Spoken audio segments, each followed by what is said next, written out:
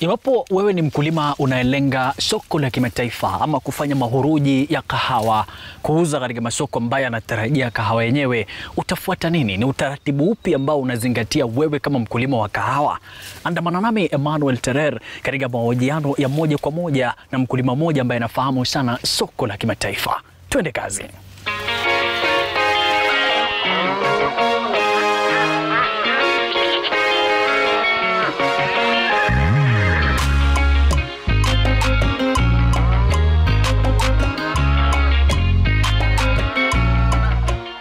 So here we have cherries, and we have two. They look like they're two different cherries, and for a reason. This is the red ripe. This is the very, very dark, high sugar kind of cherries. This one we use them to do naturals. And then these other coffees, there's nothing wrong with them, but they're not fully ripe, but they will do very well as a pulped coffee and fully washed coffee. We're not saying we only do this, but sometimes you can select and it will pass for a cup. After the naturals, if you do the naturals, then you end up with something like this. These are the naturals. And this is, after this, we'll take it to the mill to be milled. Once it's milled, it will come out like this. You see the color is a little bit different compared to this green, because this is a natural mill, and this is they're now fully washed. After we fully wash, this is a parchment, and after this parchment, then we'll take it to the mill. But before that, I just want to share something here for you to see. You see, when you are doing your milling, you need to really remember to calibrate your machines, because what happens is that year you have fed your coffee very well, you end up with this kind of size bean coffee, this one, which will end up maybe giving you elephants, or what they call elephant coffees, because they're quite big. And if your machine is not well calibrated, you'll end up with this situation where the machine is nipping the coffee, and then you end up with a bit of damage that will not give you a really good cup, or the coffee will peel off before you dry. You see, like this one, why it's so white is because it peeled off before it dried on a natural. So it doesn't end up with that color, it ends up like this because before it dried, the skin came off. And then from there, then we move now from after greens or milled naturals, then you go for roasting. This is where we export. We export coffee only in these stages. But also there is need of roasted coffee. People prefer, there are some places where they can ask you roast coffee. I know we've been getting a lot of requests from Namibia, those areas, to send them coffee, and they want theirs roasted. And then after you roast, there are many different grinds that you can do in coffee, but anyway, this is what ends up in our cup. So as I explained earlier on, this skin here is the same as what we have here. When we peel it off, we just dry it. But how we dry it in a very sealed room for us to be able to get the hygiene going, because you need this tea to be served as tea. So that means we have to dry them in a special sterile rooms. And when we dry them in a really nice, well-covered place, even if we take it out in the sun. So this one will end up with some tea. It's an interest, a very big interest in Europe now. Everywhere you go, you find someone offering cascara tea. And now we have this one, which is the coffee blossom. Coffee blossom, we also just picked. What we do is we tell people, we discourage you don't go plug, because that means you can damage the pin. So you wait for them. You just put a bag. It's like about between 3 to 5 days, then the pot will be falling off.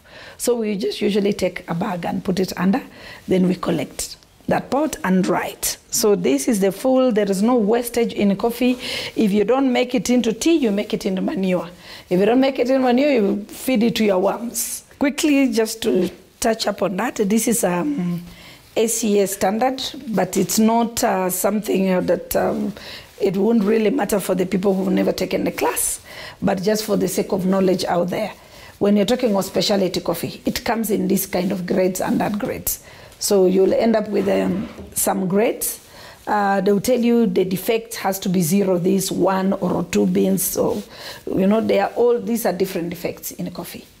So when they are grading the coffee for it to be specialty, they'll tell you it has to be Zero in all these defects. You see, this is a coffee cherry, this is a sour bean, this is a full black bean. It comes from you not maintaining your machines properly, nipped coffees from machine damage, all that kind of thing. So this is now high level of grading the specialty coffee. And you know, when they roast it, that's what they call Quakers. That one, when you roast, you don't want to see anything like that because that's a defect from the farm. When you go to any cupping, Q grading schools and any cupping schools, that's what you learn. As we say, the coffee, all of it comes in different flavors. And that's how you identify what coffee, how you can explain your coffee is. We use that flavor wheel for you to describe the coffee. And for you to know how your coffee tastes, you have to go to that kind of class or just even cupping, normal cupping classes. Because if you know how to describe your coffee, that means you can sell your coffee well. Baada ya kuketi naye Gloria, nilitaka kujua mkulima atajitahadhari vipi akitayarisha kahawa yake kutoka kwa shamba ili iwe rahisi kusafirisha nje nchi. What happens with coffee when you're preparing from the farm, as a farmer? And this is a knowledge that has always been there. I would like to say, if there is any crop that is clearly documented step by step, what to do, the do's, the don'ts, it is coffee. When you're doing your coffee, if it's an AS, you get AS, ABs. For you as a farmer, when you deliver your coffee to the mill, actually they're supposed to give you what we call pre-milling sample. When they do a pre-milling sample, you're supposed to know the estimate of what you're expecting. And I advise everybody, try to just mill, and those grading trays are there. So by the time you're delivering your coffee, you want to know exactly what you're expecting, so that nobody will lie to you and tell you, oh, your coffee, you didn't have any AAs. And that's where we are encouraging, the government is coming up, or the AFA, they really need to be strict, or whoever is in charge, they need to be really strict on that. They weigh the moisture, and now they take the milling sample, where they will tell you your estimates. And that should be a note that everybody should walk away with, so that you know roughly what you're expecting. Wakulima wanakosea wapi hasa katika kutayarisha kusafirisha kahawa yao nje ya nchi? The problem comes in with the handlers who are milling that coffee and who are moving that coffee from the factory, where they pick now the parchment, and now they take it to the mill. That is where now the game starts. Yeah? And that's why we are really praying that the new laws can come in and really govern that, so that a farmer can get their fair dues, because the job they've done, the cherries they have delivered, so it's only fair for you to pay the farmer what they expect to get. Kuna mkulima ambaye anakutazama na angependa sana aelewe namna ya kufanya direct export. Kwako unamwambia nini? Yeah, so as we said, creating an interest in the international market. You have to find something, or you have to find your way how to market yourself. So for us, how we've been doing it is that when we discuss with our buyers, we tell them our coffees are really in individual blocks. We have Ruiru on its own, we have Batiani on its own, SL on its own, and SL28 on its own, and K7 on its own. So it has created quite an interest in our buyer, like a niche market, because those ones who just prefer to say, we want SL alone. And at first, it was like, it doesn't matter if you sell this coffee individually, but they found quite an interesting cupping results. And now every year, they're asking for SL these bags, Ruiru this bag, Batiani these bags, and then they end up again asking for a blended coffee. It will start with you creating that interest. If there is a marketing agent that is doing that for you, they should actually come and show you that transparency, that your coffee, we are selling direct sales, and this is the person who is buying your coffee. Usually that's not the case. But which I don't understand why they will not show a farmer who is buying your coffee. Because for me, as an estate owner, it's not easy. It's not easy. You go out there, you send your samples over and over. I've knocked doors of so many companies. This is my coffee. Would you like to buy it? I'm ready to sell you direct sales. Would you be interested? Sometimes they'll come back to you. Sometimes they don't.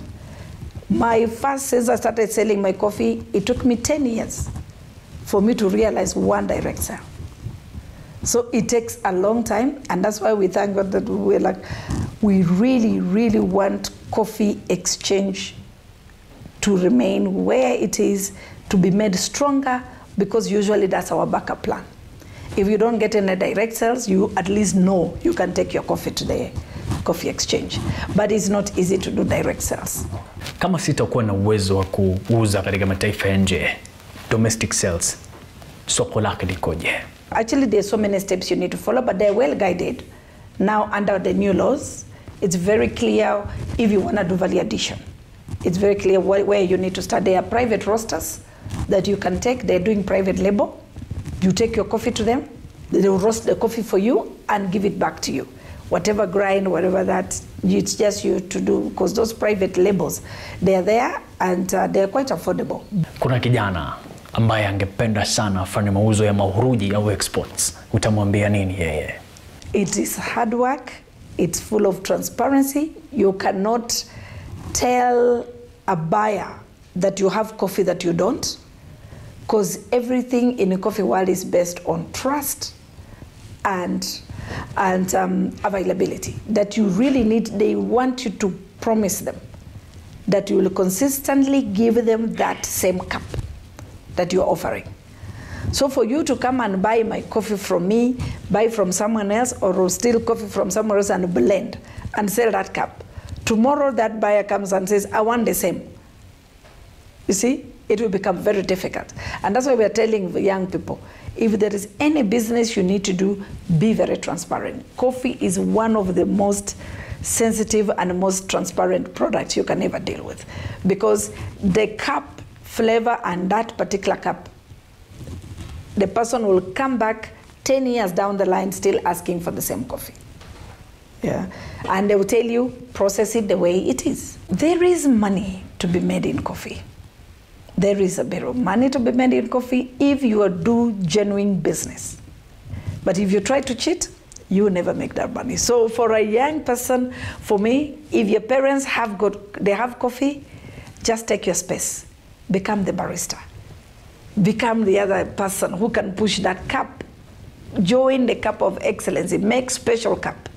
Make special coffee from your parents. You can assist them by saying, allocate me some coffee so that I can do a trial that I want to market. But there is plenty of money to be made, starting from the farm, because we are now, farms like us, you can't do everything.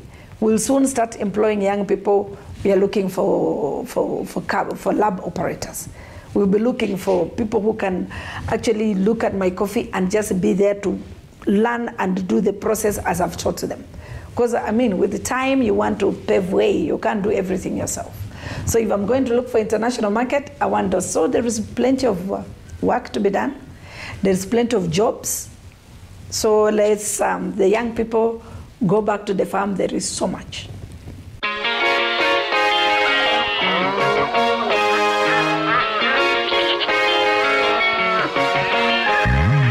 Umesikiliza kutoka kwake Gloria kwamba hapa ukifanya mahuruji au exports pana hela. Kwako kijana, jitose katika ulingo huu wa ukuzaji wa kahawa. Emmanuel Terer, Kenya's Gold.